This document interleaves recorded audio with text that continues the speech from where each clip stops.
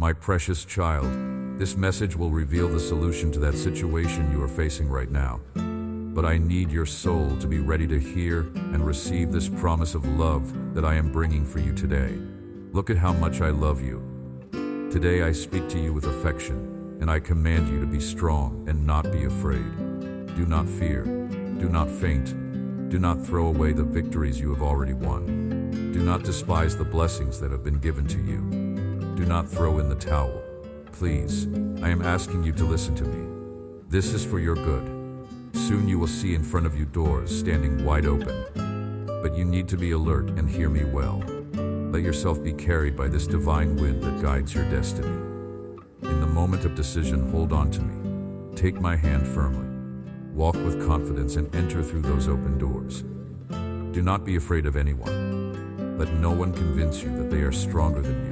Treat everyone with kindness, honesty, and justice.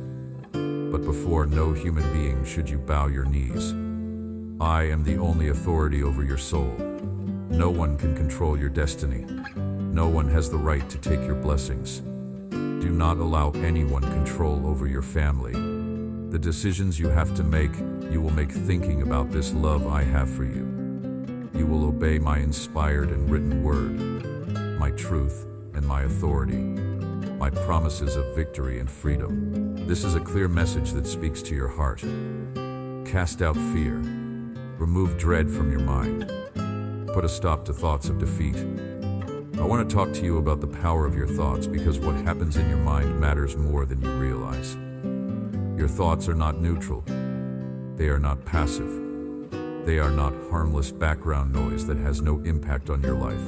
Your thoughts are creative forces that shape your emotions, influence your decisions, direct your actions, and ultimately determine the trajectory of your entire life. What you think about consistently becomes what you believe. What you believe becomes how you feel. How you feel influences what you do. What you do creates the results you experience, and the results you experience reinforce what you think.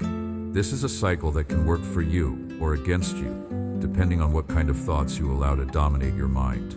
When I tell you to cast out fear, to remove dread, to put a stop to thoughts of defeat, I am not asking you to engage in positive thinking or mental gymnastics or pretending that problems do not exist.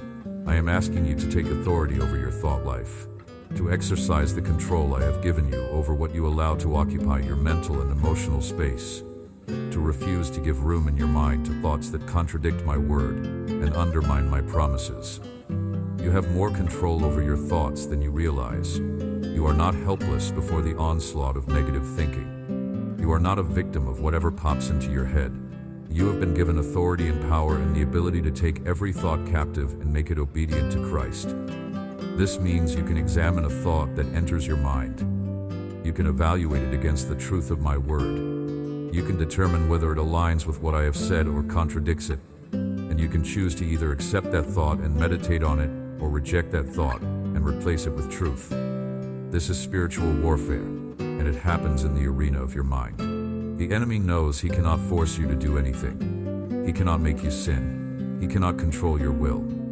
But if he can control what you think about, he can influence what you believe. And if he can influence what you believe, he can affect how you feel and what you do.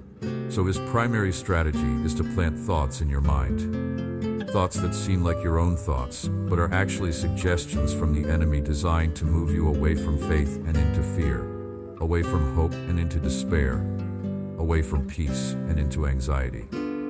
When a thought of defeat comes into your mind, where did it come from? Did it come from me? No. I do not speak defeat over you. I speak victory.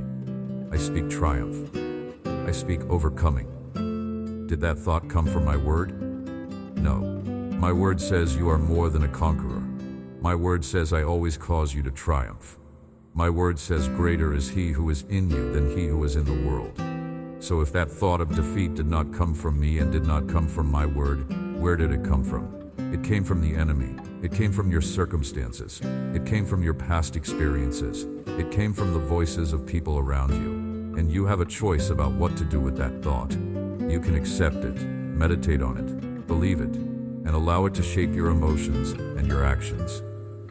Or you can recognize it as a lie, reject it, and replace it with the truth of what I have said about you and your situation.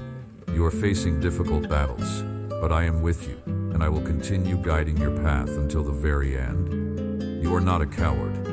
There is no one in this world who can curse you or harm you. Not witches, not sorcerers, not false apostles. I am the only one who died and rose again for you. No one has the power to hurt you, so you better believe it and do not let yourself be controlled by empty threats. I am going to prosper you. I am going to bless you. You will work with wisdom and prudence, with all your strength, but your family will always have the place they deserve in your heart.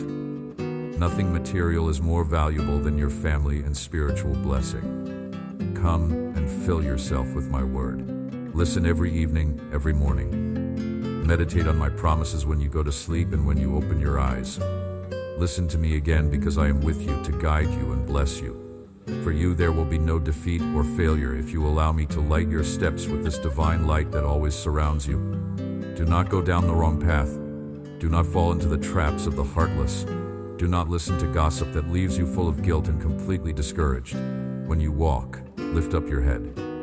Look toward the horizon. Many blessings are coming, but your spiritual enemies want to rob you of the opportunity to have freedom and to be surrounded by true prosperity.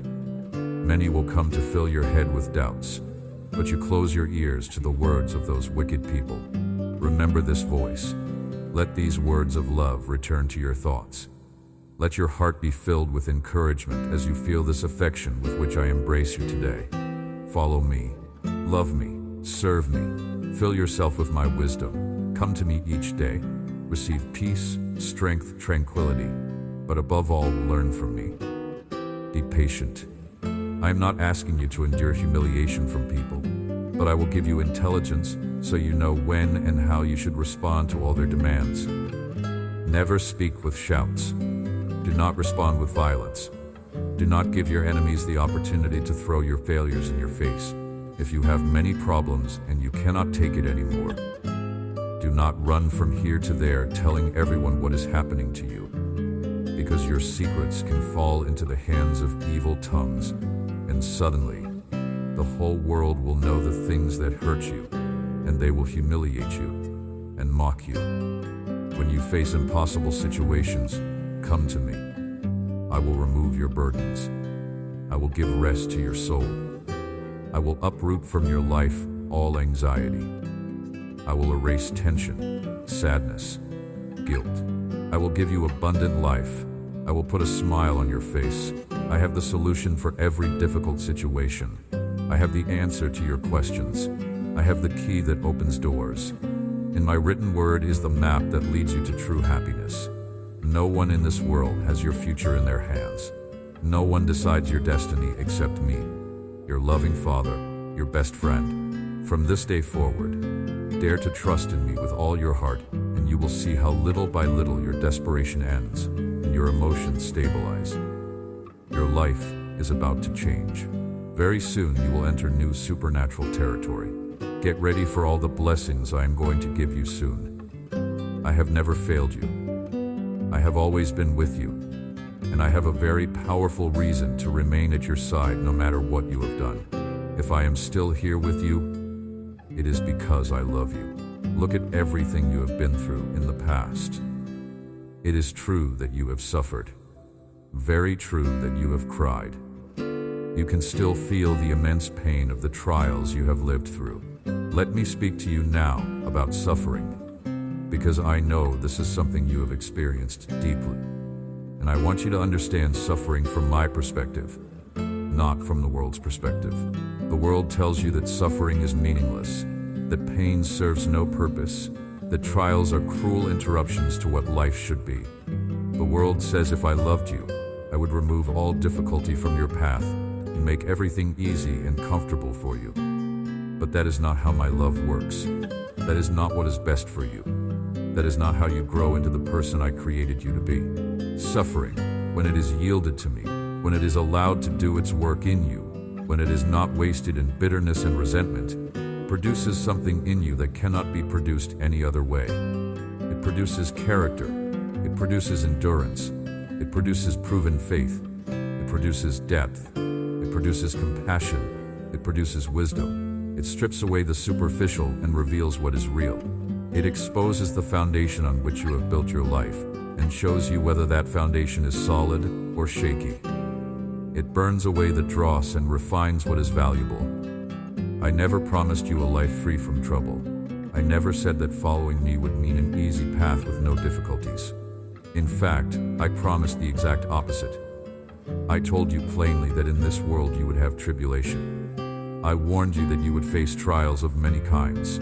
I prepared you for the reality that the Christian life is not a comfortable stroll through a peaceful garden, but a battle in enemy territory, where you will face opposition and difficulty. But I also promised that I would be with you in the midst of the tribulation. I assured you that I would never leave you or forsake you. I guaranteed that I would work everything together for your good. I declared that I would cause you to triumph.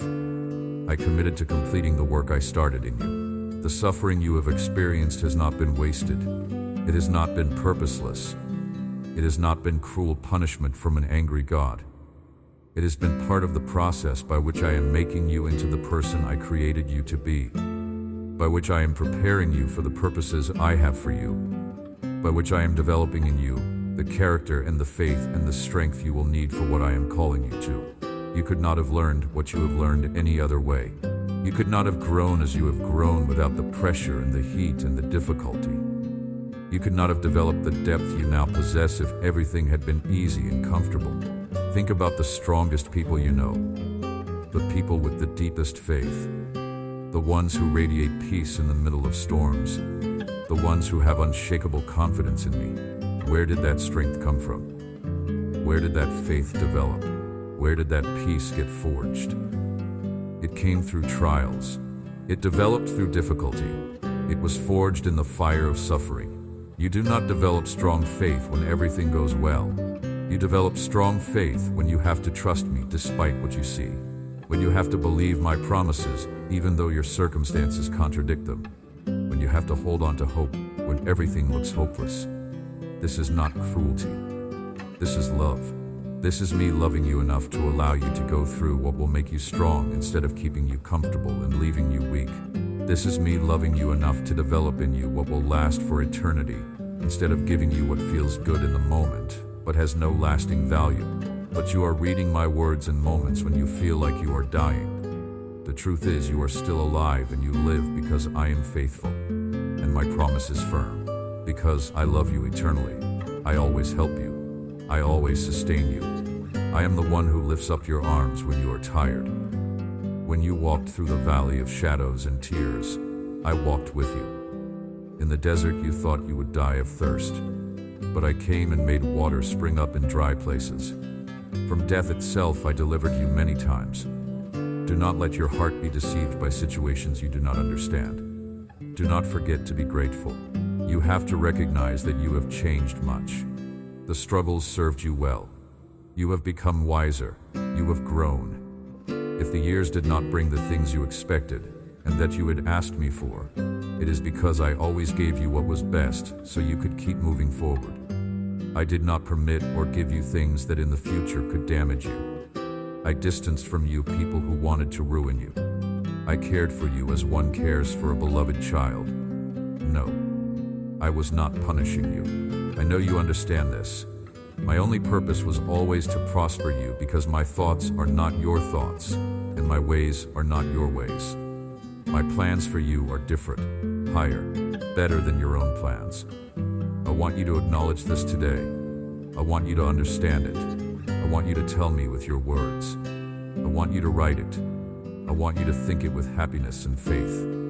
You will accept my will, and you will stop longing for those things I removed from you that will never return. Do this, and new doors of blessing will open that you did not ask for and did not expect. The desires you keep in your heart are not just wishes or inventions of your imagination. Those dreams you had forgotten will return to life and will become plans. I will take them in my hands, and they will be transformed into real blessings. With all my love, I want to show you who I am. I want to surprise you. Tell me you believe me. I am your Almighty God. There are no impossibilities for me. I never leave you. I do not forget you. I never abandon you. I have always been close to you. Even if you do not feel me or see me and you think the answer to your prayer has not yet arrived, even if the people around you abandon you and you have nowhere to go, tell your heart, do not fear. My God, my Heavenly Father loves me, and today He is here. Of course, my word tells you and affirms it. My Holy Spirit is your guarantee, and my power is my signature. I am going to fulfill it for you. Perhaps your mind tells you that you have lost everything and you will never get up. But I tell you now, face your reality. It is true that you alone cannot achieve that victory. You need outside strength. I love you eternally, so my support and my help you will always have. You are going to believe it. You will stand up and you will do it in front of everyone who wants to see you fall. I remember very well that day when I saw you crying for the first time. I saw tears roll down your face, and I watched your heart grow sadder each time you stumbled. But even before you were born, I already loved you, and I waited for that moment when you would have enough understanding to feel my love. So that day when you cried so much, I was also there. I dried your tears. I lifted you from the ground and I gave you divine strength so you would be victorious in your battle. You know me well. You know I do not lie to you, and I will never fail you. If I was with you before, I am also with you today, and I will remain at your side after your victories. I will love you with much affection, and I will extend my hand if you fail and fall again. I was also at your side in those moments when you did not manage to reach the goal, when those projects and dreams could not be achieved, and little by little each of your dreams was snatched away. I know you feel alone, and perhaps you still feel that no one supports you. Loneliness is one of the deepest pains a human being can experience, because you were not created for isolation. You were created for relationship, for connection, for community, for intimacy. You were made in my image, and I exist in eternal relationship, Father, Son, and Holy Spirit, in perfect unity and communion. So when you experience loneliness, you are experiencing something that goes against your very design, something that contradicts the purpose for which you were made. But I want you to understand something crucial about loneliness. Feeling alone and being alone are two very different things. You can feel alone in a crowded room. You can feel isolated even when surrounded by people. Because loneliness is not primarily about physical proximity to others. Loneliness is about the absence of genuine connection, true understanding, authentic relationship.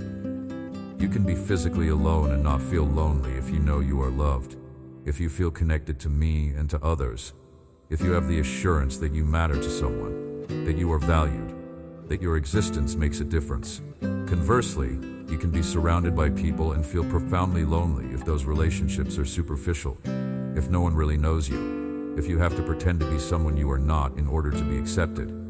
The loneliness you have been experiencing is not primarily about a lack of people in your life. It is about a lack of genuine connection.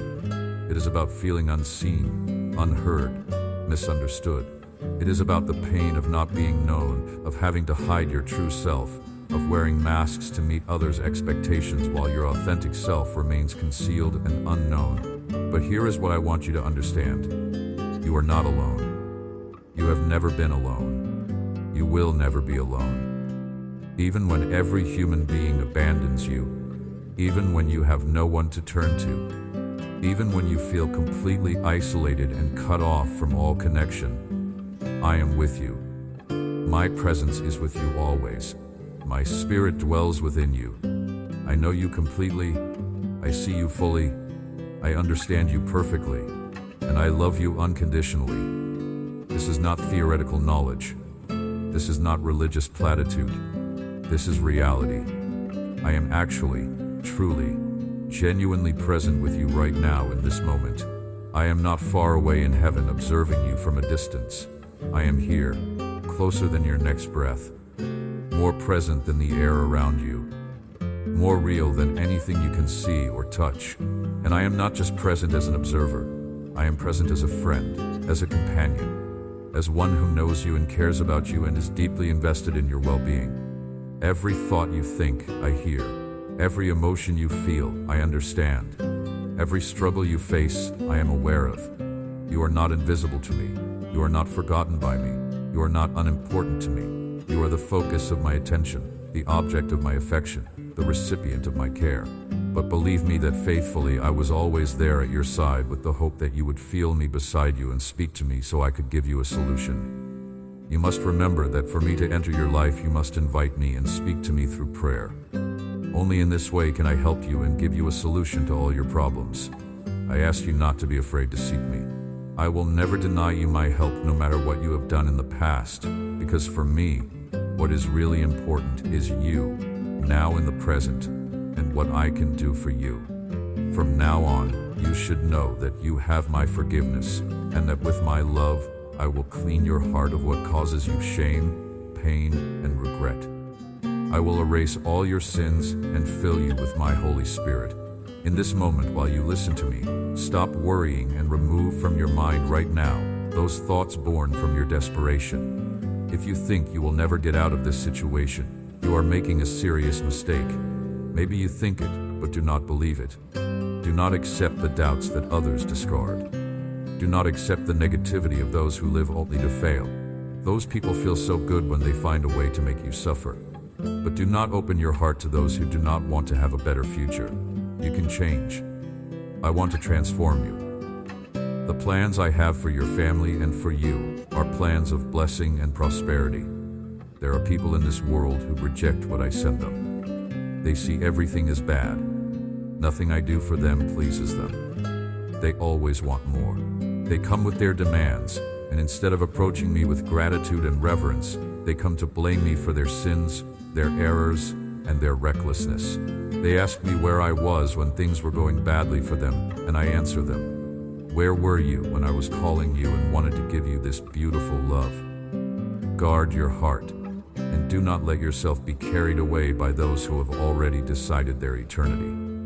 There is a path before you, the path of life and blessing, or the road of eternal solitude. Here I am with my arms open. I wait for you with this sincere affection. Please return to this home that misses you so much. Focus your gaze on the right path. Enjoy these blessings I have for you. My child, rise up in triumph and victory. You are a child of your Almighty God. I love you, and I will never abandon you because for me, you are my most precious treasure. Do not despair if today you are feeling bad. If you believe you are not strong, I want you to listen to me, to open the doors of your heart, to accept this sweet peace I give you, and to take this time to rest your mind. I am the creator of the universe, and to those winds that shake you I command them to be silent, to keep quiet. You will no longer hear the whisper of the world's threats trying to frighten you, trying to break your faith, trying to prevent you from seeing clearly how far you have already advanced, trying to make you throw in the garbage everything you have achieved. You think you are weak, but I will tell you something. Pay very close attention. It is better this way, that you realize your own strength has a limit, and that you need me. With your faith in my power, you become invincible. With your renewed strength, your spirit is indestructible. And with this word of faith, your weakness ends. You can say with confidence, "I am strong." You can walk with hope, and without stopping, continue up to this mountain where I am. Here I wait for you. This is the summit where your great desires can become reality. You will achieve your dreams. This is the place and the time for you to accept my will and let me work in your life. From here forward, you are going to fly. I brought you here to never go back. Open your wings and rise higher so from above you can see this land of blessings I want to give you. You will no longer live desperate. You will not go to bed anguished. You will not wake up sad or discouraged. I want to speak to you about your emotions because I know they have been overwhelming you, and I want to give you a different perspective on what you are feeling. Your emotions are real. They are valid. They matter. I am not dismissing what you feel or telling you that your emotions are wrong or that you should not be experiencing what you are experiencing. But I also want you to understand that your emotions, while real and important, are not always reliable guides to truth. Your emotions respond to your thoughts, to your circumstances, to your physical state, to your past experiences, to chemical processes in your body. They fluctuate based on how much sleep you got, what you ate, what someone said to you, what memory was triggered, what fear was activated. Your emotions are messengers that tell you something is happening inside you or around you that needs attention. But they are not always accurate reporters of reality. You can feel unloved when you are deeply loved. You can feel hopeless when hope is very much alive. You can feel abandoned when you are surrounded by support. You can feel like a failure when you are actually succeeding. This is why I keep pointing you back to my word, back to my promises, back to truth that does not change based on how you feel. When your emotions are telling you one thing and my word is saying something else, you have to make a choice about which voice you will believe. If you build your life on your emotions, you will be constantly unstable because emotions are constantly changing. What feels true today may feel completely different tomorrow. What seems urgent in one moment may seem irrelevant in another. Emotions rise and fall like waves on the ocean. And if you are basing your decisions and your beliefs and your sense of security on your emotions, you will be tossed around endlessly with no firm ground under your feet. But if you build your life on my word, on my character, on my promises, you have a foundation that does not shift. You have truth that remains constant regardless of what you feel. You have reality that is solid and sure and dependable. This does not mean you ignore your emotions or stuff them down or pretend they do not exist. It means you acknowledge what you feel. You pay attention to what your emotions are telling you, but you do not let them have the final word about what is true. When anxiety rises up and tells you that everything is falling apart, you can acknowledge the anxiety and then speak truth over it.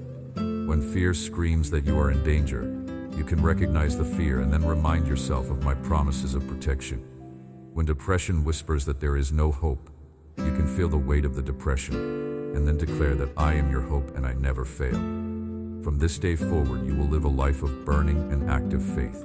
Every morning when the sun rises, you will make the decision to be happy regardless of any circumstance, and you will not allow any bad news or worry to erase that beautiful smile that lights up your face. You are my daughter, my son. Always remember it. You gave me your whole being. My Holy Spirit dwells in you. You are different. You do not have to imitate what people do or say. Many tremble at any rumor. Their hopes are destroyed, and they fill themselves with fear. But you are not like that. My supernatural love is in you. Your faith is wonderful, and from your lips come powerful prayers and words. Fly now. You are free. Be happy. Go and share with your family these words I have given you today. I love you. Very soon you will see my power manifested over your family and over you. A time of peace, healing, and blessing is coming. I have seen your faith. I am listening to your prayer. I like your attitude. It moves me to see the sincerity of your heart. The faith you have is alive. You are punctual. You come into my presence each day. Your spiritual life is important to you. You do not forget me like others do who come from time to time and do not place in my hands their ways or their plans. I want you to teach your family and everyone you love to be like you, with your example, with your good attitude. Let them keep seeing those fruits that are growing from you. As your faith grows and grows, your spirit, your mind, and your soul become stronger. You are going to see more blessings, but you are also going to have great responsibilities. I am going to put you out front so many can see how I bless those who obey me, who have a humble heart, and who are willing to wait for my answer, who no longer fill themselves with anguish and impatience when things do not go well for them. You know that your life, your family, and everything you do is in my hands. Many people live full of worry.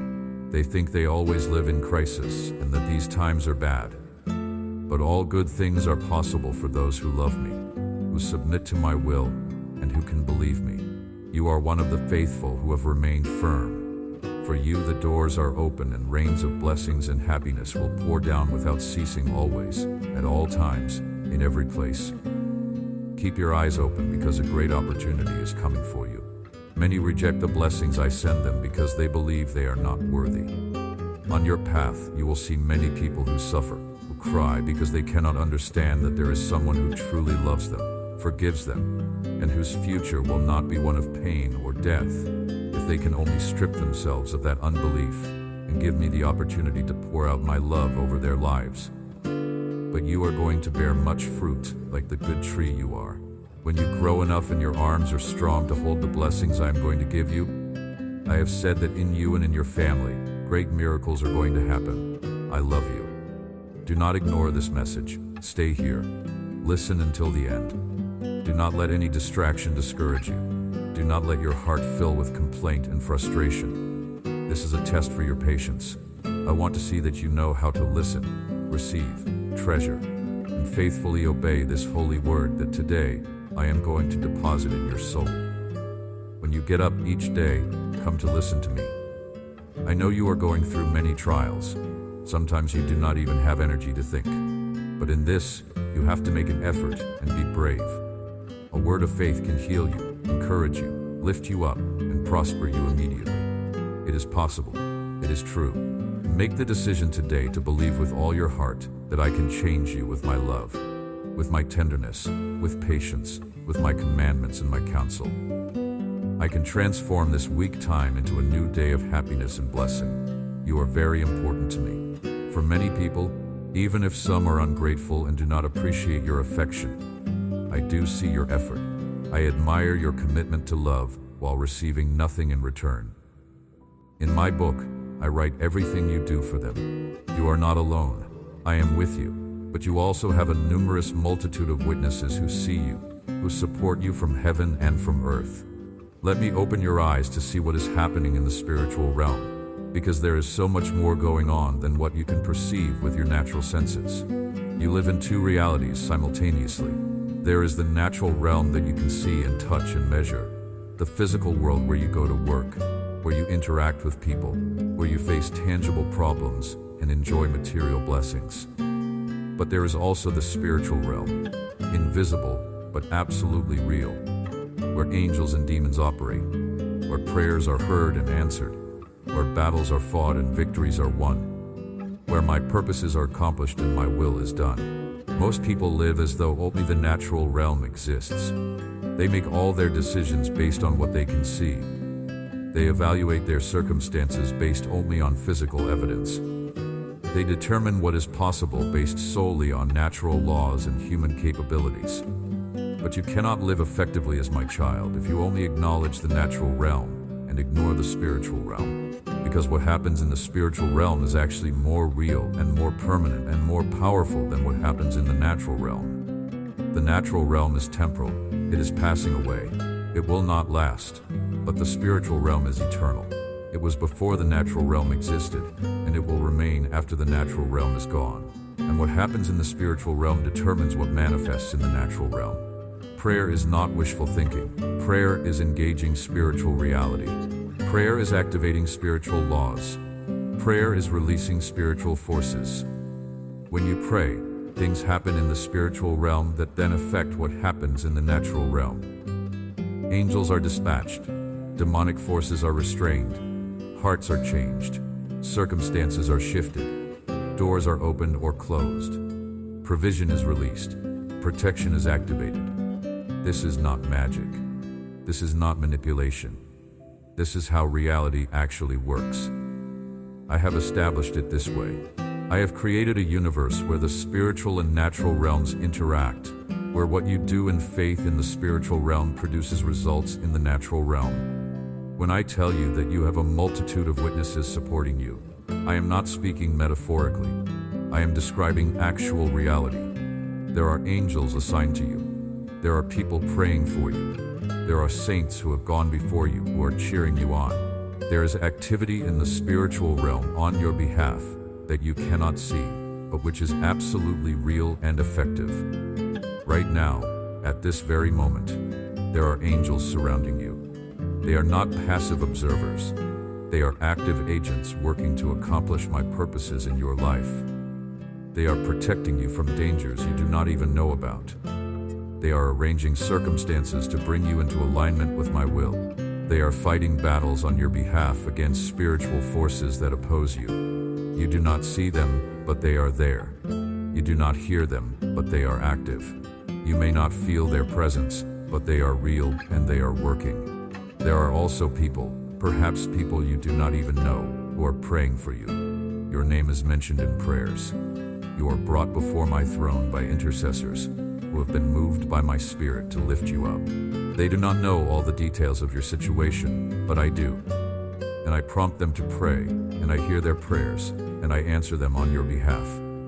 Warrior angels ready to fight battles and knock down enemies, to remove stones and obstacles from your path. There are people who love you and pray for you. Your name is mentioned in my presence each day. I hear prayers for you to receive salvation, freedom, and so that in the midst of affliction you enjoy peace and are happy.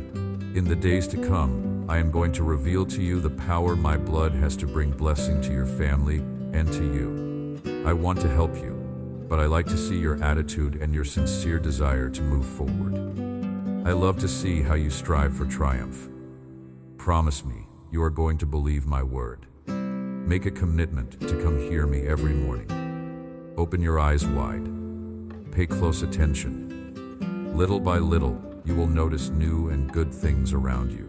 The time has come for you to know who I am, and for you to come into my presence with all your heart. I love you. I am giving you my hand. Believe it. I am going to change your life. Hear well what I am going to tell you.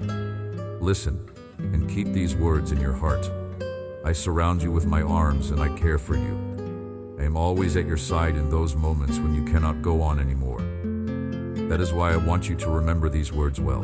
When you are attacked by sadness, think about me and do not focus your feelings on loneliness. I am with you. That is the truth. Speak my name. Embrace me in your heart and do not cry anymore. Do not water with your tears the sad memories. Do not let the bad moments take root in your soul.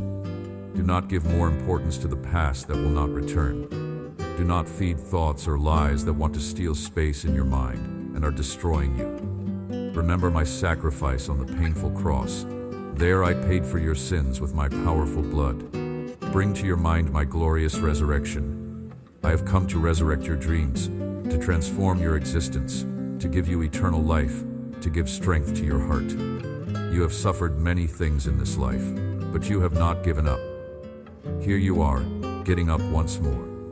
You are my daughter, my son. You carry my power within you. Today, you will continue again on the path toward your blessing, and nothing and no one can stop you. I am going to pour wisdom into you, and as you move forward, I will open paths for you. I will remove many obstacles, and you will see how many good things you thought were lost return to you. But the secret for you to arrive at freedom, prosperity, peace, and the blessing you are seeking is that you really believe what I am telling you, that you do not stop for anything, that you do not cease to advance, and that you do not fear problems or enemies who want to defeat you. You already know now what I think. You have already heard me say that yes, I want to bless you, and yes, I want to help you. Now it is up to you to obey me, to do what I tell you. Believe me. Seek me. Get up and walk, because you will surely arrive at your victory. I am your sovereign God. I know your future, and I know about your past. I speak this word to your heart, and as the good father I am, I command you not to faint now or give up. Take one more step of faith. I want you to keep trying. The chains that bound you have been broken. The walls that opposed your happiness are being torn down. But the time has come to act. You cannot stop. Raise your banner and with all your strength, sing your battle hymn. Come with faith and determination, with all your courage, and fight like the champion you are. If you weaken in the middle of battle, I am going to strengthen you. To you who hear me and believe me, I will demonstrate it, and you will be able to see that my voice speaks to you and tells you that I truly have a blessed plan for your family, and that even though some things are not turning out well right now, in this moment, you will rise up, and you will conquer all those enemies you cannot see. But they are already trembling because they know they have little time left. They see you are getting up, and they are losing their breath. I want you to lift up that gaze and let a beautiful and holy smile be born on your face. Joy is not dependent on circumstances. Joy is a choice. Joy is a decision. Joy is a fruit of my spirit that grows in you regardless of what is happening around you. I know this seems impossible when you are facing difficulty. I know it feels unreasonable when your heart is heavy and your situation is hard. But I am not asking you to manufacture false happiness or to pretend everything is fine when it is not. I am inviting you into a supernatural joy that coexists with sorrow, that remains present even in the midst of pain, that persists despite difficulty. This kind of joy is not an emotion that comes and goes based on your circumstances. This kind of joy is a deep settled confidence in me, in my goodness, in my sovereignty, in my promises. This kind of joy says that even though things are hard right now, I know my God is good. Even though I'm walking through darkness, I know my God is light. Even though I'm facing battles, I know my God has already won the victory. This joy is rooted not in what is happening to you, but in who I am and what I have done for you. Nothing can change who I am. Nothing can undo what I have accomplished. Nothing can revoke the salvation I have purchased for you with my blood. These are fixed realities that remain true regardless of your circumstances. And when you anchor your joy in these unchanging truths, instead of in your changing circumstances, you discover a joy that cannot be stolen by difficulty, cannot be destroyed by hardship, cannot be eliminated by suffering. The enemy wants to steal your joy because he knows that the joy of the Lord is your strength. When you have joy, you have energy to keep going. When you have joy, you have perspective that sees beyond present difficulty. When you have joy, you have resilience that bounces back from setbacks. When you have joy, you have attractiveness that draws others to ask about the hope within you. But when the enemy can steal your joy, he can weaken you, discourage you, isolate you, and make you ineffective.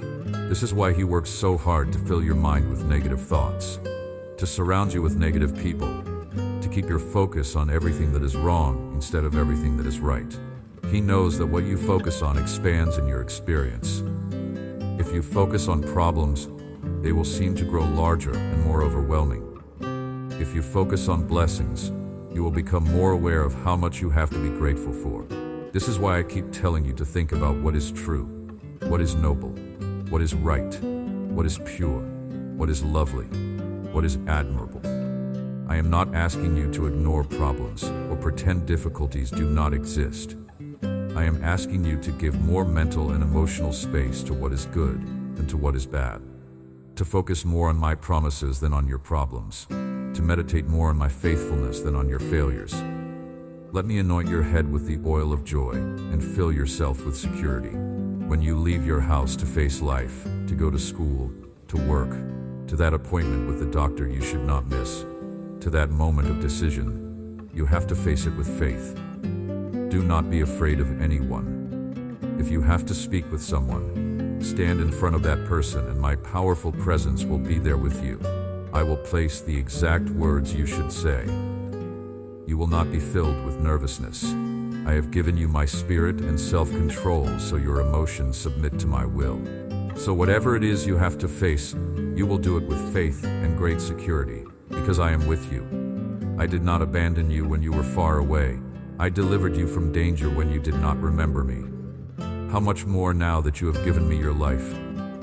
I am going to move heaven and earth so you find the way out.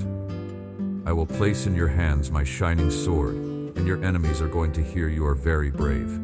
You are very loved. Tell me if you still believe I can perform a powerful miracle in you. Have you already thanked me today for one more day of life? What are you waiting for? It costs you nothing to open your lips and express with your own words your gratitude. I know your needs well before you tell them to me. Just trust. Come with me and spend a time of tranquility. Look for a moment of silence and start thinking about all those things for which you can give thanks this day. Your life, your family, your health, the air you breathe, the bread on your table, the roof over your head, my supernatural protection around your home, those warrior angels who camp and stand guard, who watch over your dreams and are ready to enter battle. There are so many reasons to feel blessed. You have so many beautiful reasons to hold on to life, and you have to think about them daily so your mind is filled with good thoughts.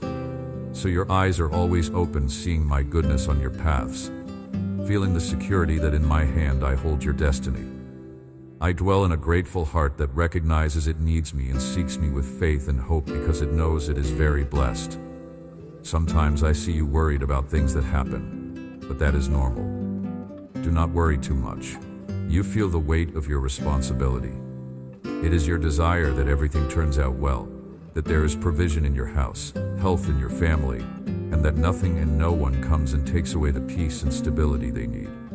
But there are also dark days when you forget your gratitude and the enemy comes with whispers, blowing dirty thoughts into your mind, converting your worry into fear, surrounding you with lies, transforming fear into dread, into anguish and desperation. I am watching and waiting for you to raise your arms high and speak those words that will make the enemy flee. Thank me for your life, for your family, for your health, for everything you are and have. Your sincere faith and your grateful heart are shields that keep you alive and strengthened in the moment of trial. When you go through fire, in the day of affliction, I will be there. Tomorrow at the side of your bed, waiting for you to open your eyes. I want to hear your first words of the day that come from the depths of your grateful soul, and you say to me, thank you, thank you, thank you for life. You will come through. Everyone will see I am with you. Your blessing is coming, and no one can stop it. Soon you will receive the answer. Your need will be supplied. Your health will be restored. That person you love is going to return to your life. I am telling you this so you fill yourself with courage, so your joy begins from today. Very soon, people and family members will come looking for you. I want them to see your joyful and rejuvenated face, for your smile to impact them, and for them to see with their own eyes that wonderful blessing I am going to give you in front of everyone. The word has been given. Abundance is declared. I do not lie, and what I promise you will be fulfilled. Let me talk to you about my promises because I need you to understand how my word works and why you can trust it completely. When I make a promise, it is not like when a human being makes a promise. Humans make promises with good intentions, but limited ability to fulfill them. Humans promise based on their current circumstances, their present resources, their visible capabilities. But circumstances change. Resources run out. Capabilities prove insufficient, and promises that were made sincerely end up broken, not because of bad intent, but because of human limitation. But when I make a promise, I am not limited by circumstances or resources or capabilities. I speak and it is done. I command and it stands firm. I promise and it is as good as accomplished because my word does not return to me empty.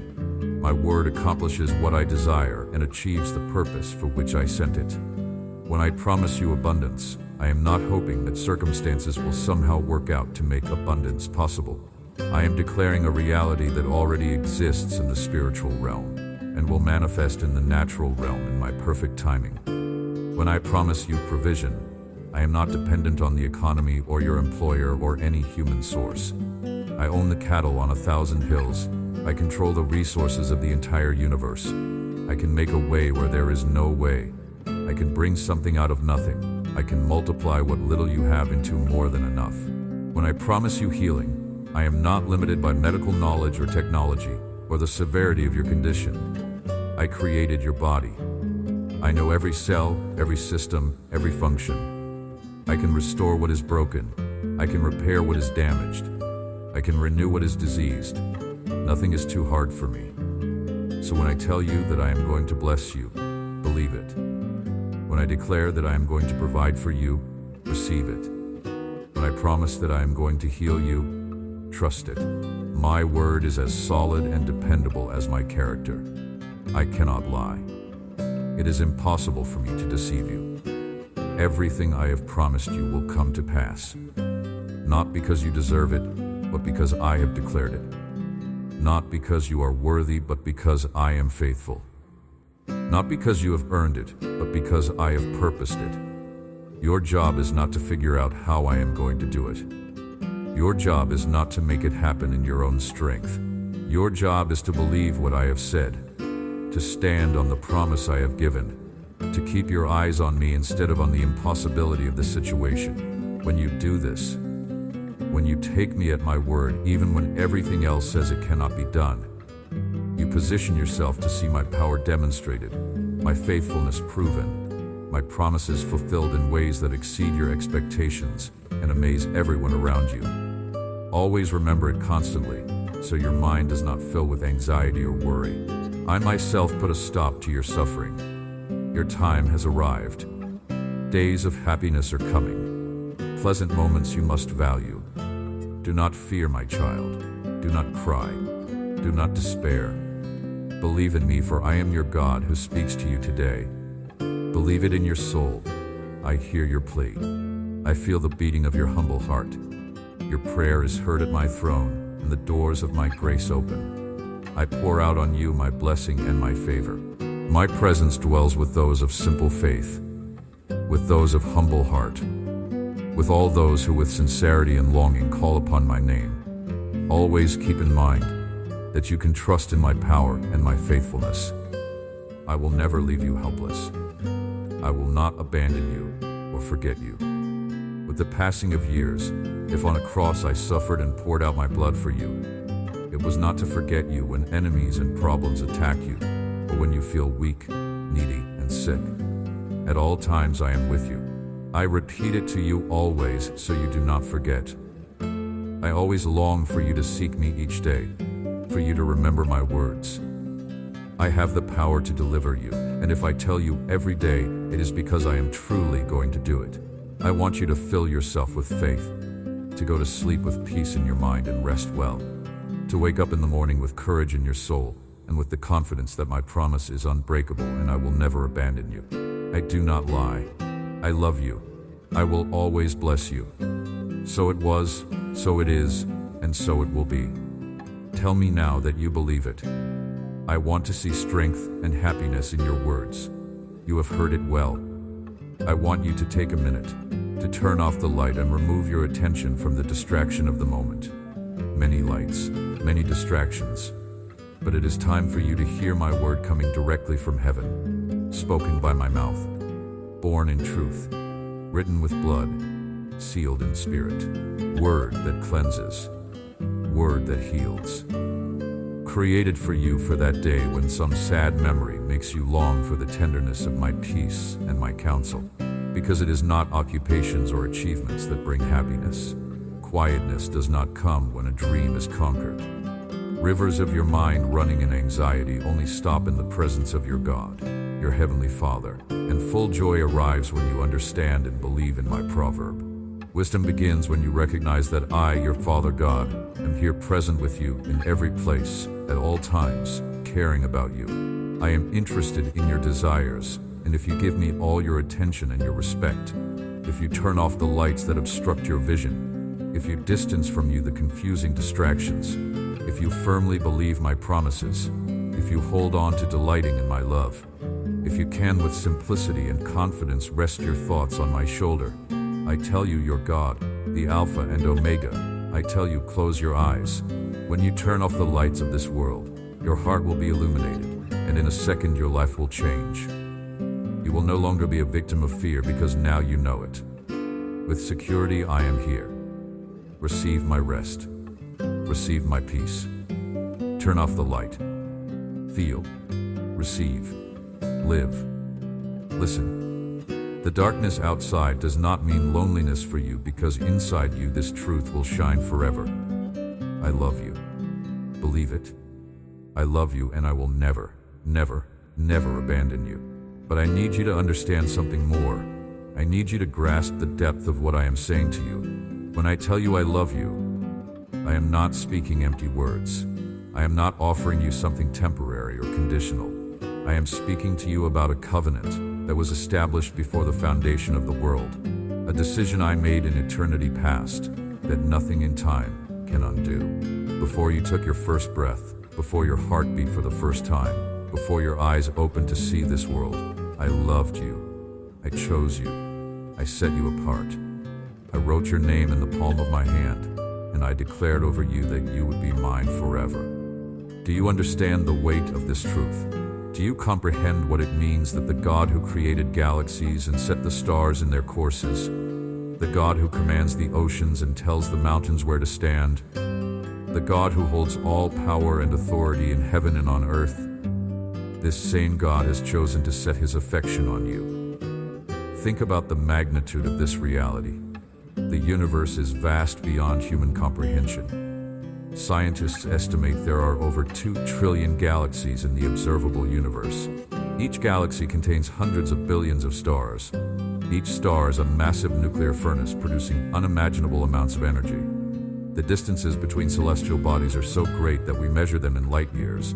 The distance light travels in a year, moving at 186,000 miles per second. The complexity of creation is staggering. From the intricacies of subatomic particles to the grand movements of galactic clusters, from the precise laws of physics that govern matter and energy to the delicate balance of forces that allow life to exist, everything displays design and purpose and intelligence. And I am the one who created it all. I spoke and worlds came into existence. I commanded and stars ignited. I designed the laws that govern the universe. I set boundaries for the oceans. I established the cycles of day and night, summer and winter, seed time and harvest. I know the number of stars, and I call each one by name. I understand the secrets of the quantum realm. I comprehend the mysteries of dark matter and dark energy. All of creation exists by my word and is sustained by my power.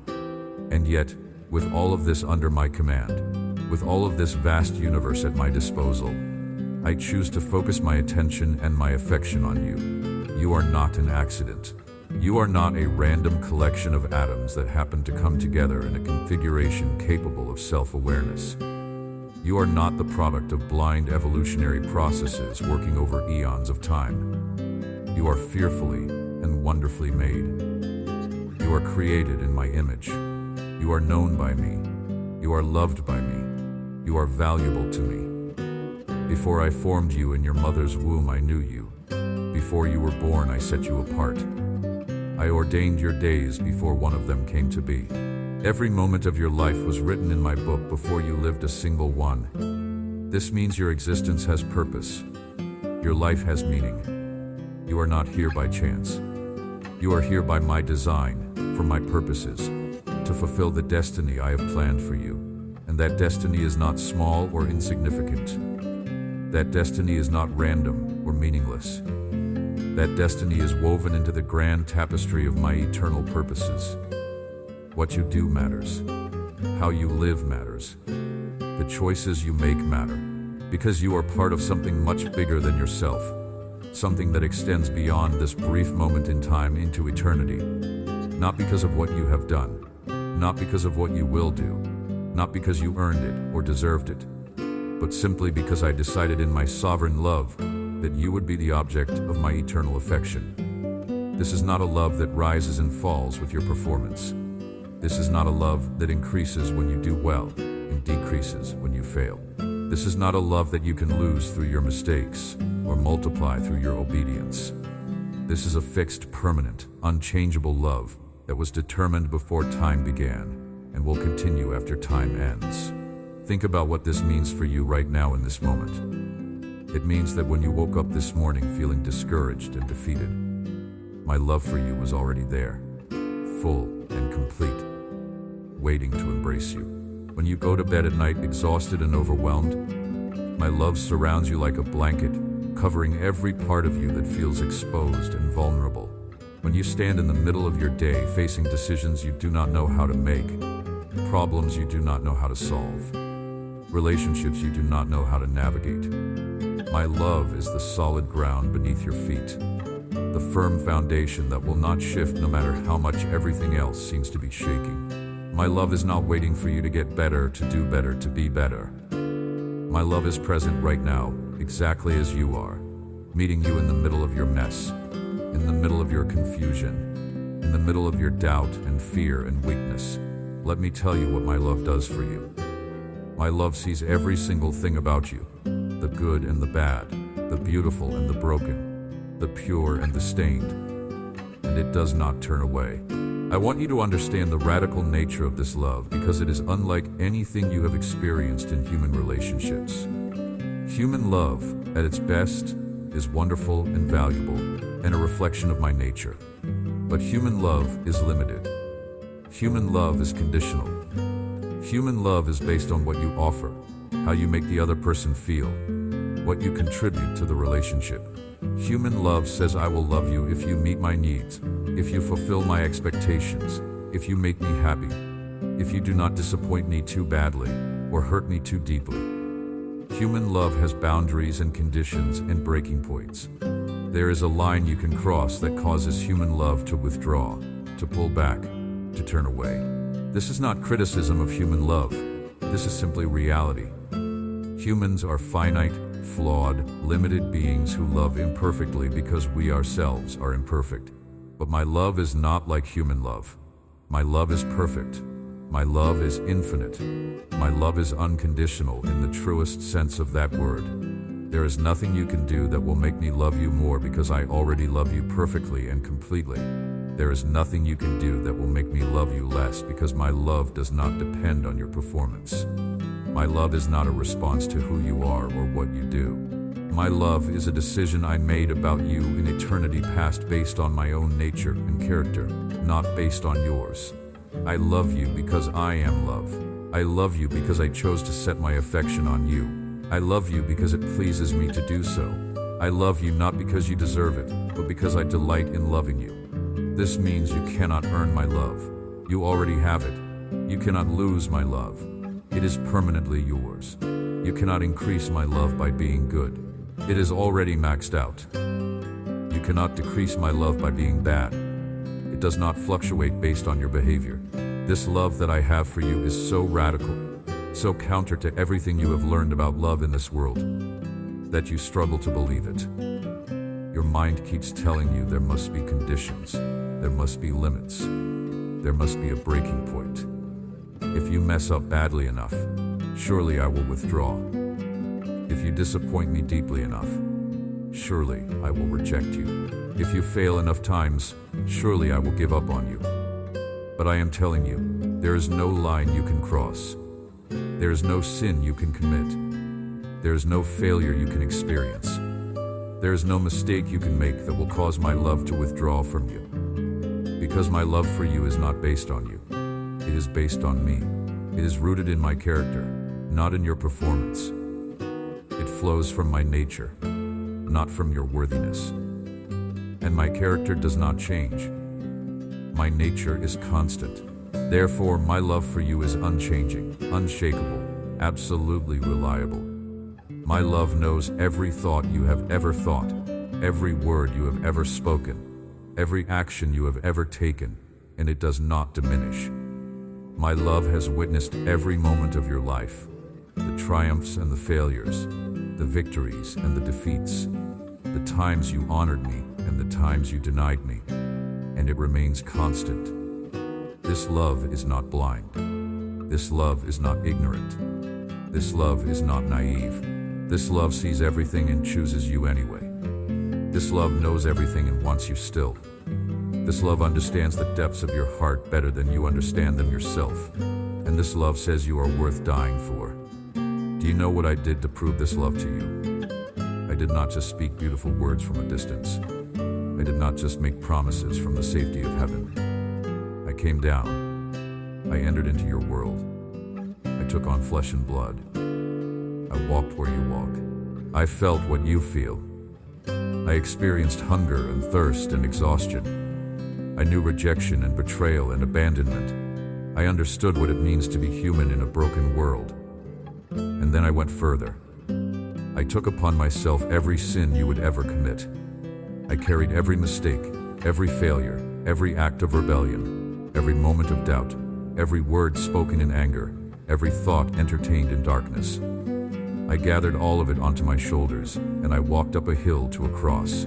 I stretched out my arms and allowed nails to be driven through my hands and feet.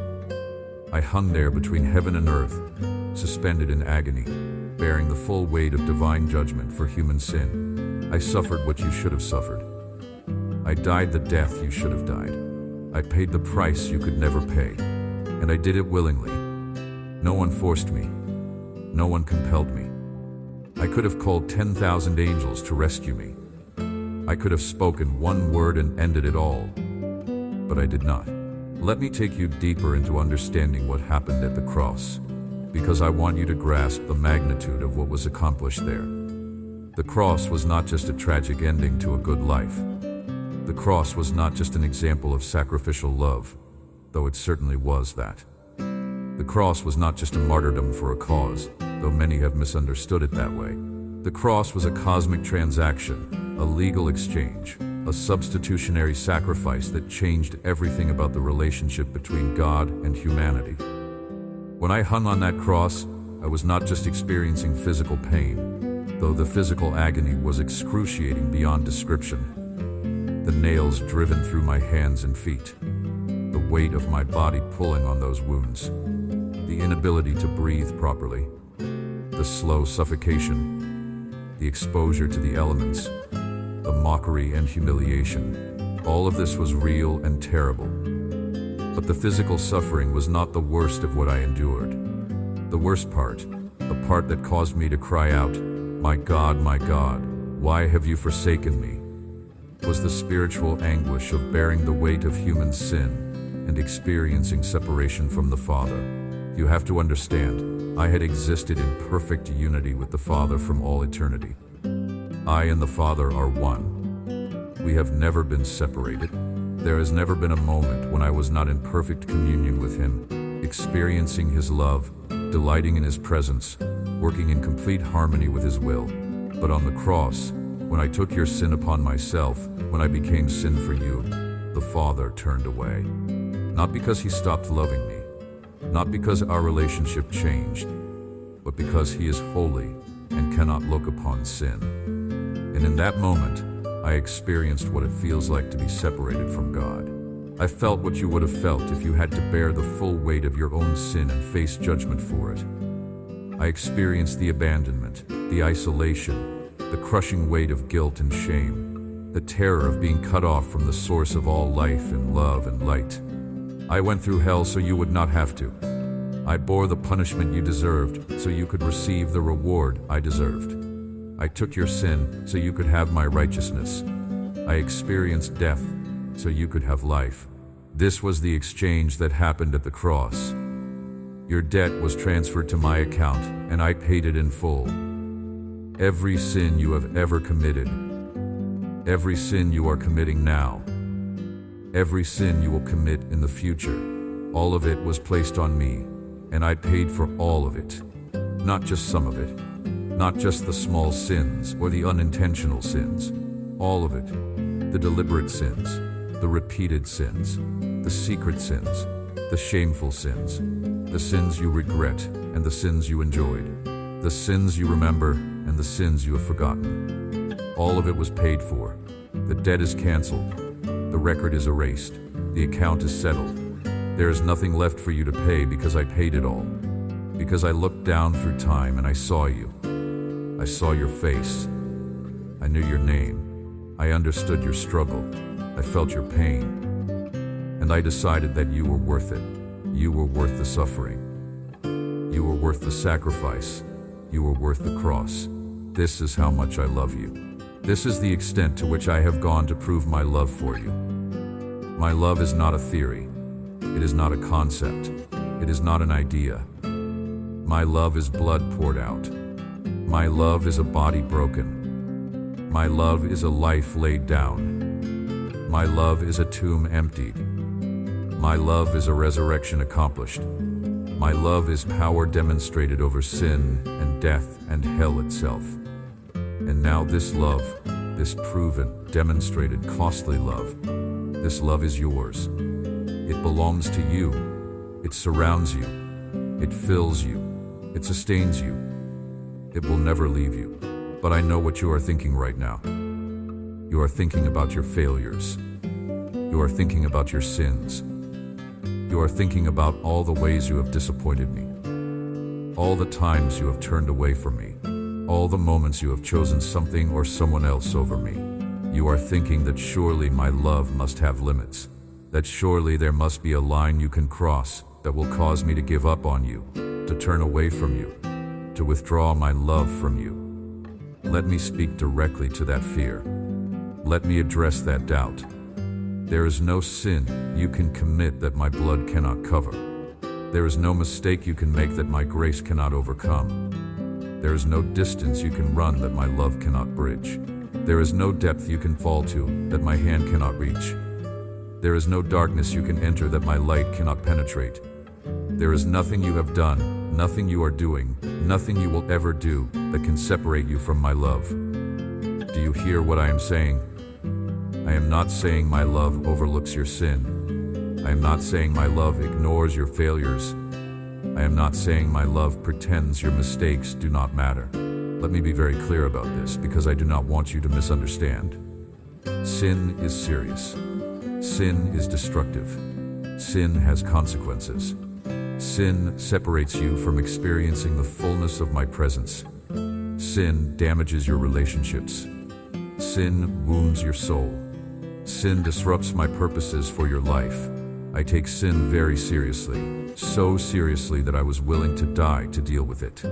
But here is what you need to understand. My hatred of sin and my love for you are not in conflict. They work together. I hate sin because I love you, and I know what sin does to you. I hate sin because it destroys what I love. I hate sin because it steals and kills and destroys. I hate sin because it keeps you from experiencing the abundant life I want to give you. So when I deal with your sin, when I call you to repentance, when I discipline you and correct you, I am not doing it because my love has withdrawn. I am doing it because my love is active. I am doing it because I love you too much to leave you in your sin. I am doing it because I want to set you free from what is harming you. Think about a parent with a young child. If the child runs toward a busy street, does the parent grab the child and pull them back because the parent does not love the child? Of course not. The parent intervenes precisely because the parent loves the child and does not want them to be harmed. The parent's action might feel restrictive to the child. The child might even cry and resist. But the parent knows that allowing the child to run into traffic would not be loving. It would be neglectful. It would be abandonment. In the same way, when I confront your sin, when I call you to turn away from what is harming you, when I set boundaries and establish limits, I am not being unloving. I am loving you in the deepest, truest way possible. I am protecting you from consequences you cannot fully see. I am guarding you from destruction you do not fully understand. I am rescuing you from bondage you may not even recognize. This is what love does. Love does not enable self-destruction. Love does not stand by and watch passively while someone you care about hurts themselves. Love intervenes. Love confronts. Love speaks truth even when truth is uncomfortable. But love also forgives. Love also restores. Love also gives another chance and another chance and another chance. And this is what my love does for you. When you sin, when you fall, when you fail, my love does not withdraw. My love pursues you. My love calls you back. My love offers forgiveness. My love provides a way to be restored. My love gives you the grace to get up and try again. My love never gives up on you. This is why I keep telling you that nothing can separate you from my love. Because it is true. There is no sin you can commit that places you beyond the reach of my grace. There is no failure you can experience that makes you unforgivable. There is no mistake you can make that causes me to write you off and give up on you. As long as you are alive, as long as you have breath in your body, as long as your heart is still beating, my love is pursuing you, calling you, inviting you to return, offering you forgiveness, promising you restoration. I am saying my love is greater than all of it. My love is stronger than your weakness. My love is deeper than your failure. My love is higher than your sin. My love does not deny the reality of what you have done wrong. My love conquers it. My love defeats it. My love overcomes it. My love takes what was broken and makes it whole. My love takes what was dead and brings it to life. My love takes what was lost and brings it home. This is the power of my love. This is the nature of my love. This is the promise of my love. And this love will never change. The world will tell you that love is a feeling that comes and goes. The world will tell you that love is based on performance, on attraction, on what you can offer, on how you make someone feel. The world will tell you that love is conditional, temporary, fragile, easily broken. But my love is not like the world's love. My love is not a feeling. My love is a decision. My love is a commitment. My love is a covenant. My love is eternal and unchanging and absolutely unshakable. When I say I love you, I am not describing how I feel about you in this moment, subject to change based on your behavior. I am declaring a permanent reality that was established before you were born and will continue after your life on earth is complete. I am stating a fact that is as solid and sure as the existence of heaven itself. So what does this mean for how you live your life? It means you can stop trying to earn my love. You can stop performing for my approval. You can stop living in fear that one mistake will cost you everything. Let me talk to you about this trap of performance-based living because I see so many of my children caught in it, and I want to set you free. Performance-based living says that your value depends on what you do. It says that your worth is determined by your achievements. It says that love and acceptance must be earned through good behavior, hard work, and meeting expectations. This mindset might have been programmed into you from childhood. Perhaps your parents, with good intentions or not, communicated that you were loved when you performed well and rejected when you failed. Perhaps teachers praised you for success and criticized you for failure, leading you to believe that your value was tied to your performance. Perhaps society has told you over and over that you are what you achieve, that your worth is measured by your productivity, that your significance comes from your accomplishments. And so you learn to perform. You learn to work hard. You learn to achieve. You learn to meet expectations. You learn to earn approval. And this pattern, once established, is very difficult to break. Even after you come to me, even after you hear about grace and unconditional love, the old programming continues to run in the background. You find yourself performing for me, trying to earn my favor, working to maintain my approval, living in fear that if you mess up, I will reject you. But this is not how my kingdom works. This is not the nature of my love. This is not the foundation of our relationship. In my kingdom, your value is not based on what you do. Your value is based on whose you are. You are mine. You belong to me. You are my child. And your value comes from that relationship, not from your performance. In my kingdom, you do not earn my love through good behavior. My love is the foundation, the starting point, the unchanging reality. You live from my love, not for my love. You do good works, not to earn my acceptance, but because you have already been accepted. You serve me not to gain my favor, but because you already have my favor. You obey me not out of fear of rejection, but out of love and gratitude for the relationship we already have. This is such a fundamental shift in how you approach life that it cannot be overstated. When you live trying to earn love, you are constantly anxious about your performance. You are always worried that you are not doing enough, not being good enough, not measuring up. You compare yourself to others. You beat yourself up when you fail. You take credit when you succeed, but it never quite feels like enough. There is always more to prove, more to achieve, more to do. It is exhausting. It is enslaving. It is not the life I died to give you. But when you live from a place of already being loved, everything changes. Your failures do not define you because your identity is not based on your performance. Your successes do not inflate your ego because you know they do not increase my love for you. You can rest. You can breathe. You can be yourself without pretending or performing. You can risk and fail without being destroyed. You can succeed without it going to your head. You are free. You can stop exhausting yourself trying to be good enough, trying to do enough, trying to prove that you are worthy of my attention. You can rest. You can breathe. You can know that my love is already yours, fully and completely, with nothing left to achieve, nothing left to prove, nothing left to earn. My love is a gift, not a wage. My love is grace, not payment for services rendered. My love is freely given to you right now, today, in this moment, regardless of what you did yesterday or what you will do tomorrow. Does this mean you can live however you want with no regard for my commands? Does this mean you can sin freely because my love will cover it? Does this mean there are no consequences for your choices? Of course not. That would be absurd. That would be like saying, because a father loves his child, the child can run into traffic without concern.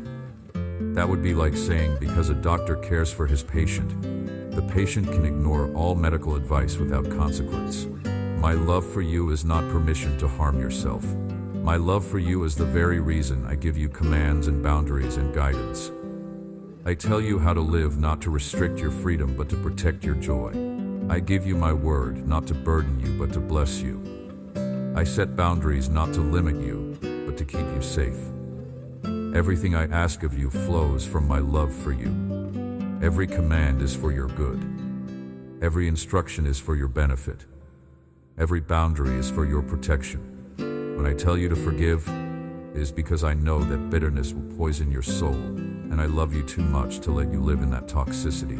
Let me talk to you about forgiveness for a moment, because this is one of the hardest things I ask you to do, and yet one of the most important. Forgiveness is not saying that what was done to you was okay.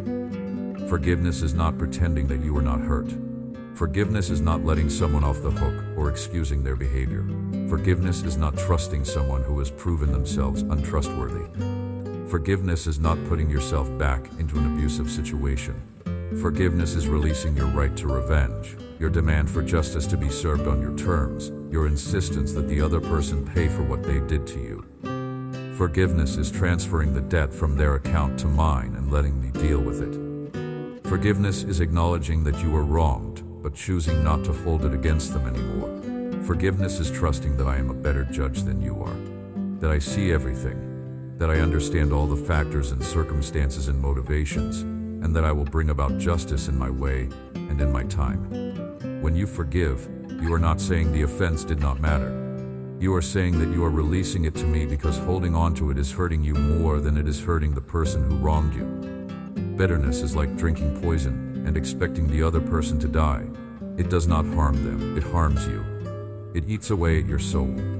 It colors everything you see. It affects all your relationships. It steals your joy. It robs your peace. It keeps you chained to the past. It prevents you from moving forward into the future I have for you. This is why I command you to forgive. Not because forgiveness is easy. Not because the people who hurt you deserve it. But because I love you too much to let you remain in the prison of bitterness. When you forgive, you are not setting the other person free. You are setting yourself free. You are unlocking the chains that have bound you to that painful moment, to that hurtful relationship, to that damaging experience. You are declaring that the past does not have power over you anymore, that you are no longer defined by what was done to you, that you are moving forward into freedom and healing and new life. Does this mean you forget what happened? No. Some things cannot and should not be forgotten. Memory serves important protective functions. Does this mean you have to reconcile with everyone who has hurt you? No. Reconciliation requires two willing parties, and sometimes the other person is not safe or trustworthy or willing to change. Does this mean you will never feel the pain again? No. Forgiveness is not a one-time event that makes all the pain disappear. Forgiveness is often a process, a choice you have to make again and again every time the memory resurfaces and the pain returns. But each time you choose to forgive, each time you release the offense to me, instead of rehearsing it and feeding it and letting it grow, you take back a piece of your life. You reclaim territory that bitterness had occupied. You move one step closer to the freedom and wholeness I want to give you.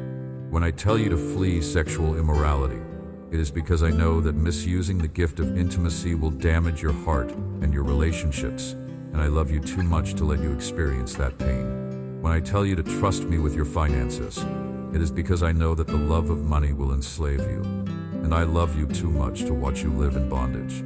When I tell you to love your enemies, it is because I know that hatred will consume you from the inside, and I love you too much to let that happen. When I tell you to cast your anxieties on me, it is because I know that worry will crush you under its weight, and I love you too much to leave you carrying that burden. Every single thing I ask of you is rooted in my deep, passionate, protective love for you. I am not a harsh taskmaster demanding obedience.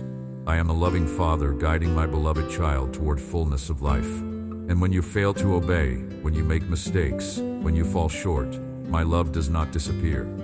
My love remains. My love pursues you. My love calls you back. My love extends forgiveness. My love offers restoration. My love gives you another chance, and another chance, and another chance. There is no limit to my patience with you. There is no end to my mercy toward you. There is no boundary to my grace for you. As far as the east is from the west, that is how far I have removed your sins from you. As high as the heavens are above the earth, that is how great my love is for you. As a father has compassion on his children, so I have compassion on you. I know how you are formed. I remember that you are dust. I understand your weaknesses. I see your struggles. I know your limitations. And I love you not despite these things, but in full awareness of them. You do not have to pretend with me. You do not have to hide from me. You do not have to present a false version of yourself that you think I will find more acceptable. I want to talk to you about authenticity because this is one of the greatest gifts my love offers you. In a world that demands perfection, that punishes vulnerability, that rewards pretending, you have learned to wear masks. You have learned to hide your true self and present only the parts of you that seem acceptable. You have learned to smile when you are hurting, to say you are fine when you are falling apart, to act like you have it all together when you are barely holding on. This is exhausting. This is isolating. This is soul-crushing. Because when you can never let anyone see the real you, when you always have to maintain the facade, when you can never admit your struggles or share your pain, you end up feeling profoundly alone even when surrounded by people. Because the people around you do not know you. They know the version of you that you present. They know the mask you wear, but they do not know the real you, the struggling you, the broken you, the confused and afraid and overwhelmed you. And deep down you believe that if they did know the real you, they would reject you. So you keep pretending. You keep performing. You keep hiding. But with me, you do not have to do any of that. With me, you can be real. With me, you can be honest. With me, you can take off the mask and show me the face underneath. With me, you can admit that you are struggling, that you are hurting, that you do not have it all together, that you are afraid and confused and overwhelmed. With me, you can bring your doubts and your questions and your anger and your disappointment. With me, you do not have to have the right spiritual language or the correct theological answers or the appropriate religious demeanor. With me, you can just be you, the authentic, unfiltered, messy, complicated, contradictory you. Because I already know all of it anyway. You are not hiding anything from me. I see through the masks. I know what is behind the facade. I understand what you are really thinking and feeling even when you cannot articulate it or when you are trying to hide it. So the pretending is pointless. The performing is unnecessary. The hiding is futile. I already know. I already see. I already understand. And I love you anyway. Not the version of you that you present to the world. Not the idealized you that you wish you were. Not the you that you think you should be. But the actual you. The real you. The you that exists right now in this moment with all your flaws and failures and fears. That is the you I love. That is the you I died for. That is the you I am committed to. And when you finally grasp this, when you finally believe that you can come to me exactly as you are without pretending or performing or hiding, when you finally experience the freedom of being fully known and fully loved at the same time, it changes everything. You discover that you do not have to be perfect to be loved by me.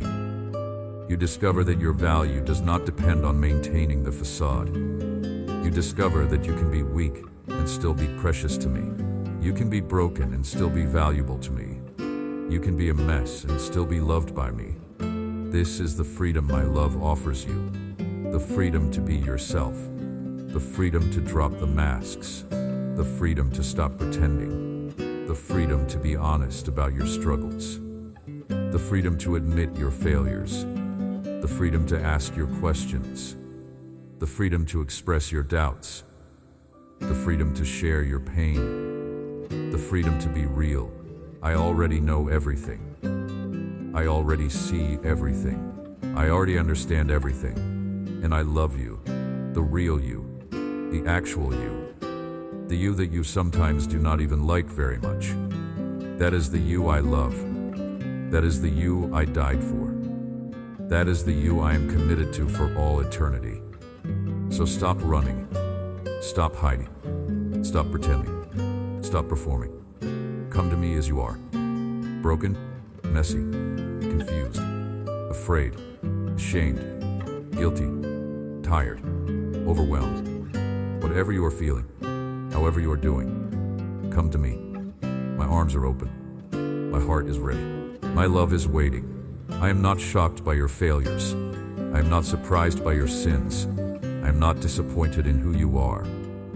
I knew all of this before I chose you, and I chose you anyway. Let my love heal you. Let my love restore you. Let my love transform you. Not because you have to change before I will love you, but because my love has the power to change you from the inside out. When you truly grasp how much you are loved, when you truly believe that nothing can separate you from my love, when you truly rest in the security of my eternal commitment to you, something shifts inside you. The fear loses its grip. The shame loses its power. The guilt loses its voice. And in the space where those things used to live, my love begins to grow. My love begins to fill you. My love begins to overflow from you to others. You start to love because you have been loved. You start to forgive because you have been forgiven. You start to show grace because you have received grace. You start to extend mercy because you have experienced mercy. My love in you becomes love through you to the world around you. This is what I have always wanted. This is my purpose for you. This is the reason I created you, saved you, called you, and am transforming you. Let me speak to you now about transformation, because I want you to understand that my love is not content to leave you as you are. My love accepts you as you are. My love receives you as you are. My love embraces you as you are. But my love also has the power and the purpose to transform you into something more, something better, something closer to what I originally designed you to be. Transformation is not about me trying to turn you into someone else. Transformation is about me bringing out the true you, the authentic you, the you that got buried under layers of sin and pain and fear and false beliefs. Transformation is about removing what does not belong, so that what does belong can emerge and flourish. Think about a sculptor working with a block of marble. The sculptor does not create the form. The form is already there, hidden within the stone. The sculptor's job is to chip away everything that is not the form, to remove the excess, to reveal what was always there but could not be seen because it was covered. This is what I am doing in you. I am not trying to force you into a mold that does not fit. I am not trying to make you into a copy of someone else. I am removing the things that have covered and distorted the true you, so that who you really are can emerge and be seen. I am chipping away the false beliefs about yourself that you absorbed from critical parents or cruel peers or condemning culture. I am removing the layers of protection you built up to keep yourself safe, but which ended up keeping you isolated. I am healing the wounds that caused you to develop unhealthy coping mechanisms and destructive patterns. I am freeing you from the bondage of sin that promised pleasure but delivered slavery. This process is not always pleasant. Sometimes the chipping hurts. Sometimes the removal is painful. Sometimes you resist because you have identified with the excess, because you have confused the false layers with your true self, because you are afraid of what will be left if I take away the things you have been using to define yourself. But I am gentle. I am patient. I work at the pace you can handle. I never force. I never rush. I work with you, not against you, inviting your cooperation, asking for your consent, waiting for your readiness. And all the while, I keep showing you glimpses of who you are becoming, giving you vision for the finished product, encouraging you with progress made, assuring you that the end result will be worth the process you are going through. This transformation happens on multiple levels simultaneously. There is the transformation of your mind, the renewing of the way you think. Old patterns of thinking are replaced with new patterns. Lies you believed are replaced with truth. Distorted perspectives are replaced with accurate understanding. Limited beliefs are replaced with faith in my unlimited power. There is the transformation of your emotions, the healing of your heart. Wounds are healed. Pain is processed. Trauma is resolved. Fear is replaced with peace. Anxiety is replaced with trust. Shame is replaced with acceptance. Bitterness is replaced with forgiveness. There is the transformation of your will, the reorienting of your desires. What you once craved no longer attracts you. What you once avoided, you now desire. What you once valued, you now see as worthless. What you once despised, you now treasure. Your wants begin to align with my wants. Your desires begin to reflect my desires. You find yourself wanting what I want for you. There is the transformation of your behavior, the breaking of old patterns, and the establishment of new habits. Sin that once had power over you loses its grip. Temptations that once overwhelmed you become manageable. Struggles that once defeated you become victories. You discover that you are actually changing, that you are not the same person you used to be, that old things are passing away and new things are coming. I want my love to flow through you like a river, bringing life wherever you go. I want my love to shine through you like a light piercing darkness wherever you are. I want my love to work through you like leaven, influencing everything you touch. You are my representative on this earth. You are my ambassador in this world. You are my hands and feet and voice to people who desperately need to know that they are loved. And you can only give what you have received. You can only share what you have experienced. You can only offer what you yourself possess. So first, you must receive my love. You must let it sink deep into your soul. You must let it penetrate the broken places. You must let it heal the wounded areas. You must let it fill the empty spaces. You must let it become the foundation of your entire identity. You are loved. This is who you are. Before you are anything else, before you are defined by your job, your relationships, your accomplishments, your failures, your past, your present, or your future, you are loved by me. This is your core identity. This is your fundamental reality. This is the truth that nothing can change. You are my beloved child. You belong to me. You are precious to me. You are valuable to me. You are important to me. You matter to me. Not because of what you do, but because of who you are. You are mine. I made you. I formed you. I knit you together in your mother's womb. I determined the number of your days. I planned your purpose.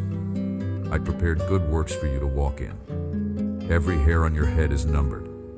Every tear you cry is collected. Every prayer you pray is heard. Every step you take is ordered. Every moment of your life is held in my hands. Do you see how intimately involved I am in your life? Do you see how personally invested I am in your well-being? Do you see how deeply I care about every detail of your existence? Nothing about you is insignificant to me. Nothing about you is unimportant to me. Nothing about you is overlooked by me. I am paying attention. I am watching over you. I am working in your circumstances. I am orchestrating events for your good. I am causing all things to work together for your benefit because I love you, and you are called according to my purpose. Even the difficult things, even the painful things, even the things that feel like they are destroying you, I am using them. I am redeeming them. I am working through them to accomplish something beautiful in you and through you. Trust me in this. Believe me in this. Know that I am working even when you cannot see it, even when you cannot feel it, even when it makes no sense to you. My ways are higher than your ways. My thoughts are higher than your thoughts.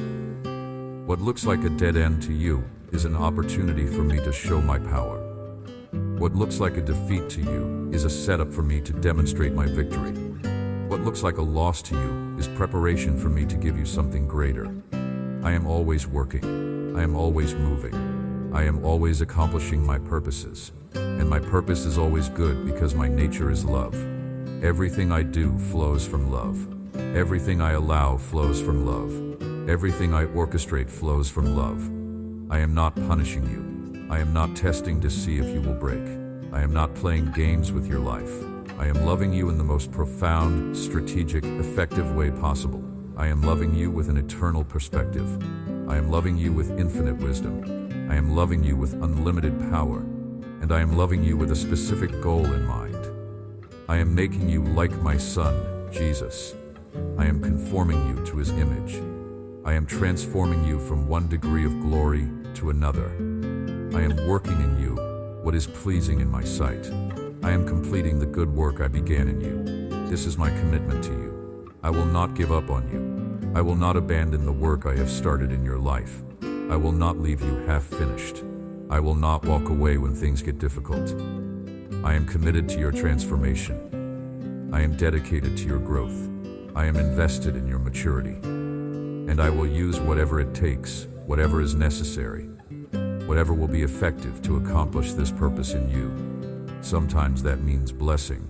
Sometimes that means discipline. Sometimes that means comfort. Sometimes that means challenge.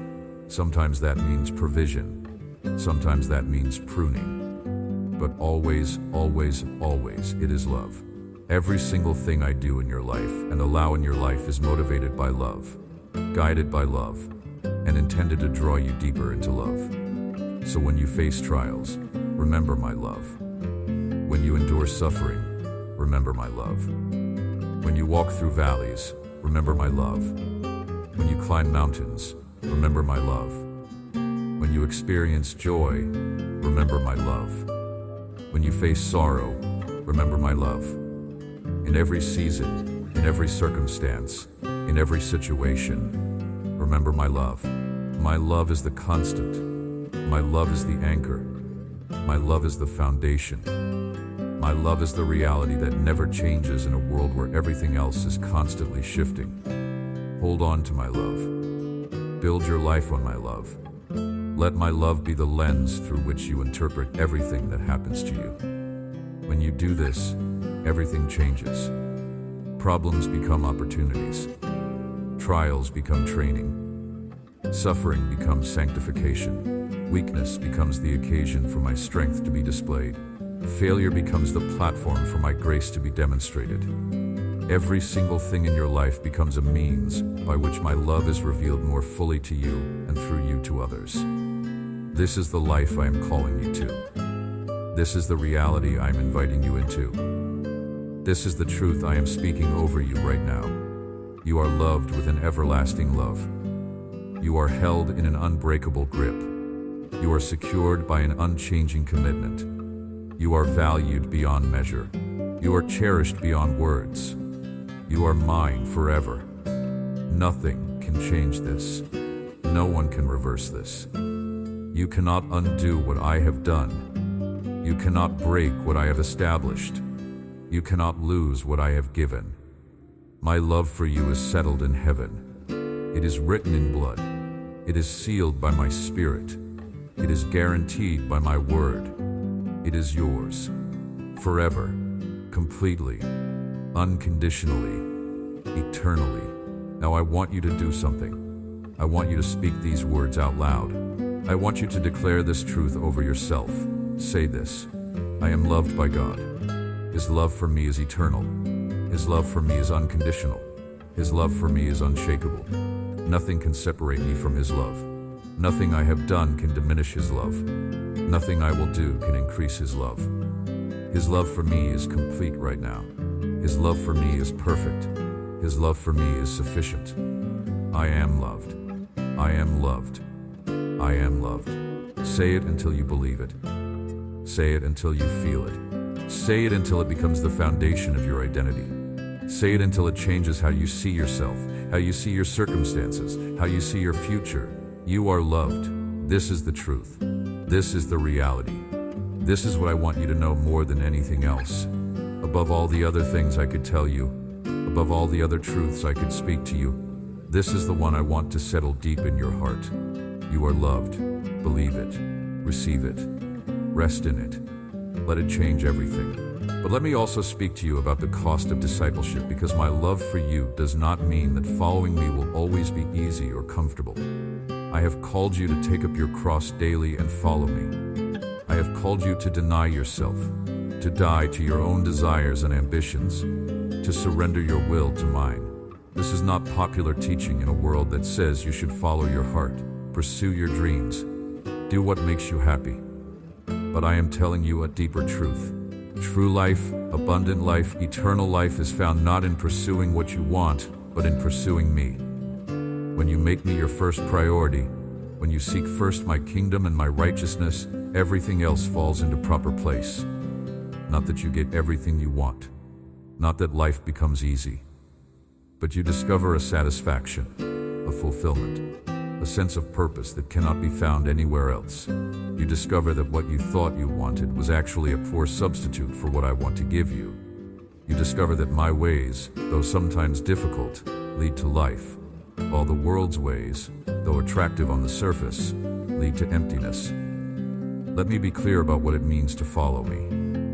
It means choosing my will over your comfort. It means obeying my word even when it goes against cultural norms. It means standing for truth even when everyone around you compromises. It means loving your enemies when your flesh wants revenge. It means forgiving those who hurt you when your emotions cry out for justice. It means giving generously when your natural instinct is to hoard. It means serving others when you would rather be served. This is the narrow way. This is the difficult path. This is the road less traveled. But this is also the way that leads to life. This is the path that produces character. This is the road that brings you into deeper intimacy with me. And along this road, you will discover treasures that cannot be found anywhere else. You will experience a peace that passes understanding. You will know a joy that is not dependent on circumstances.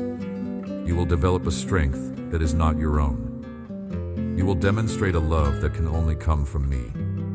The world will not understand. Your friends may think you are crazy. Your family might question your choices. Society will pressure you to conform. But when you know who you are and whose you are, when you are secure in my love and confident in my purposes, the opinions of others lose their power over you. You are not living for their approval. You are not performing for their applause. You are not measuring your success by their standards. You are living for an audience of one. And I am pleased with you.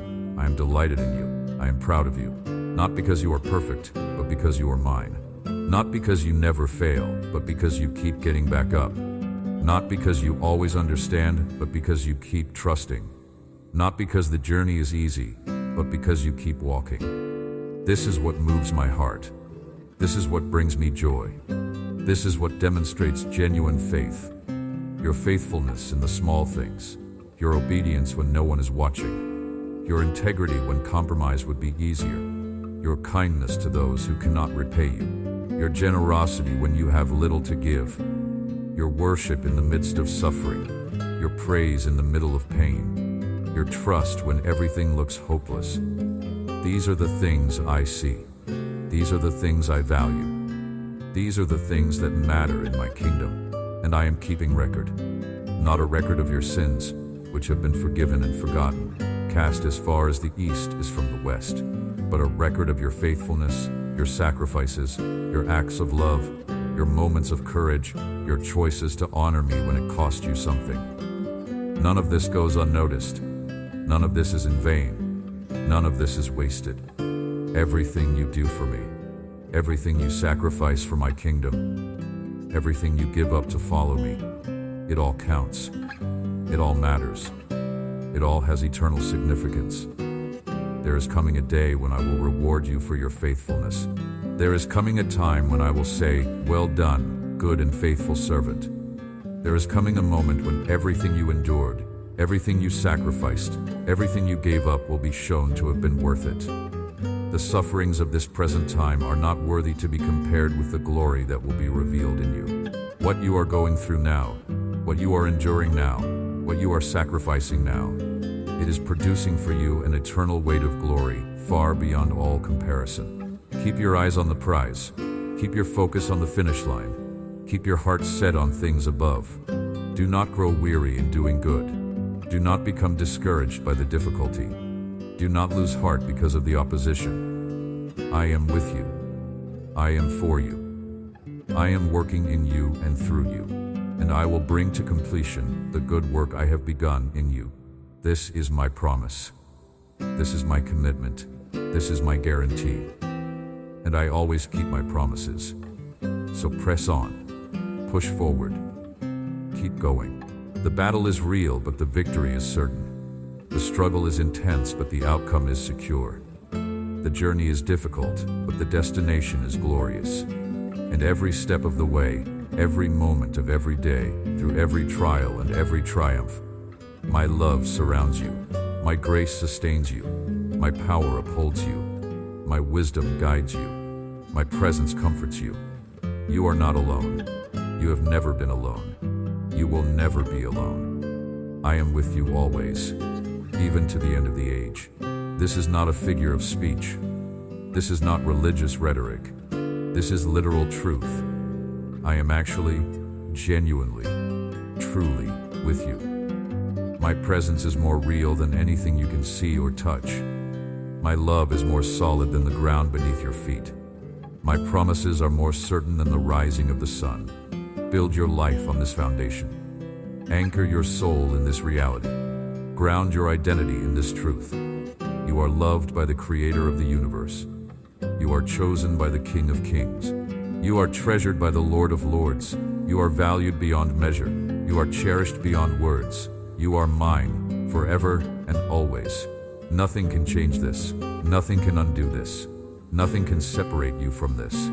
So live from this place of being loved. Move through your days with the confidence that comes from knowing you belong to me. Face your challenges with the courage that flows from trusting my power. Approach your future with the hope that is rooted in my promises, and let my love overflow from your life to touch everyone around you. Be my light in the darkness. Be my salt in the earth. Be my ambassador in this world. Represent me well. Reflect my character. Demonstrate my love.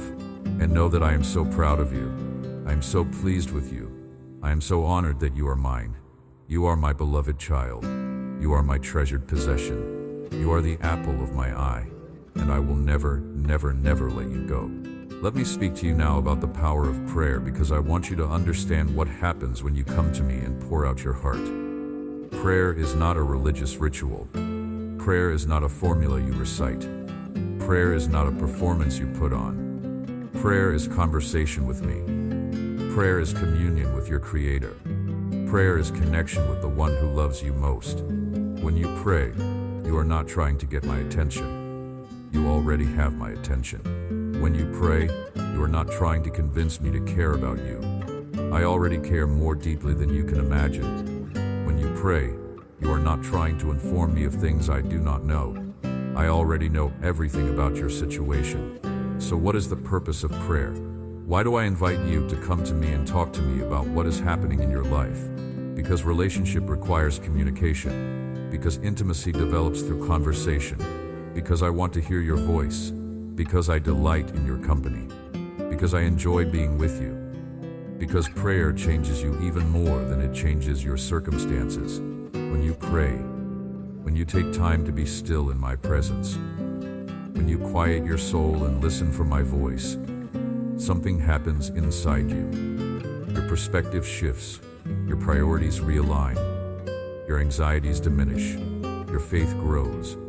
You begin to see your situation from my perspective instead of only from your limited viewpoint. You begin to remember my promises instead of only focusing on your problems. You begin to recall my faithfulness instead of only dwelling on your fears. You begin to trust my wisdom instead of only relying on your own understanding. This is what prayer does.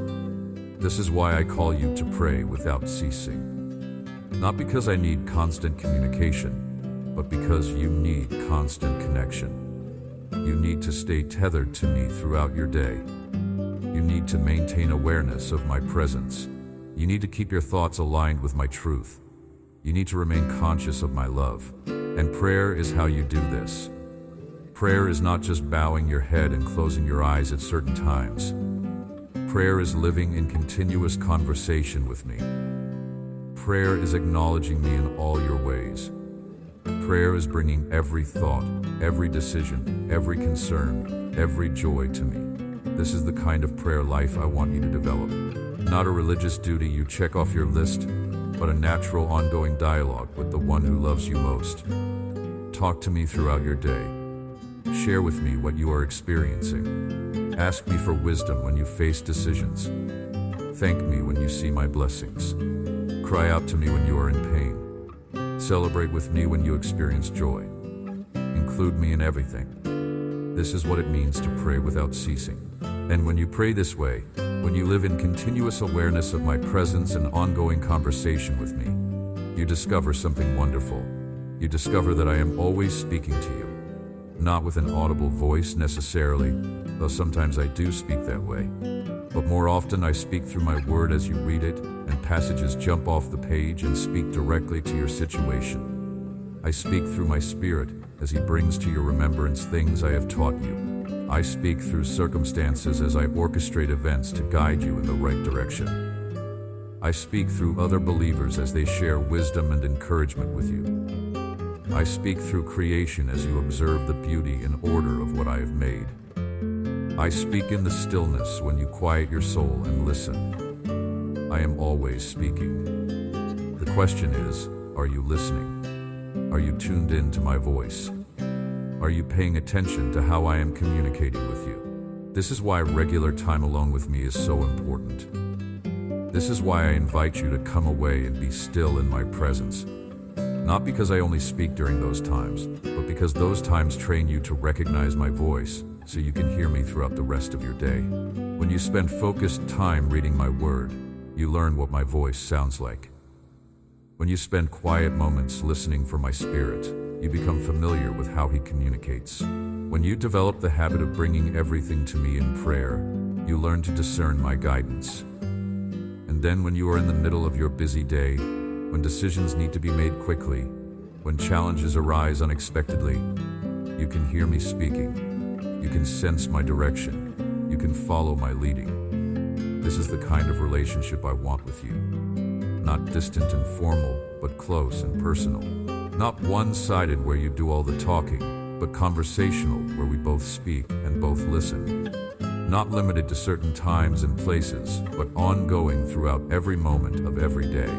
I want to be involved in every aspect of your life.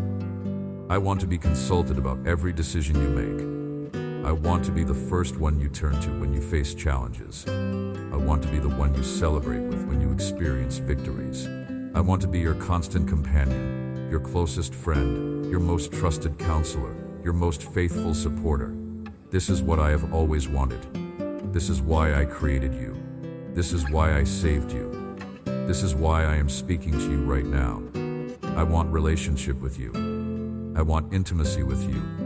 I want you to know me and be known by me, to love me and be loved by me, to walk with me and talk with me throughout every moment of your life. And when you live this way, when you maintain this ongoing connection with me, everything changes. Problems that used to overwhelm you become opportunities to see my power demonstrated. Decisions that used to paralyze you become chances to experience my wisdom. Challenges that used to defeat you become platforms for my strength to be displayed. Relationships that used to drain you become channels through which my love can flow. Circumstances that used to control you become tools I use to shape you. Your entire perspective shifts. Instead of seeing life as a series of random events that you have to navigate on your own, you begin to see life as a journey you are taking with me, where every experience has purpose, where every challenge has meaning, where every moment is an opportunity to know me better and grow in intimacy with me. This is the abundant life I promised.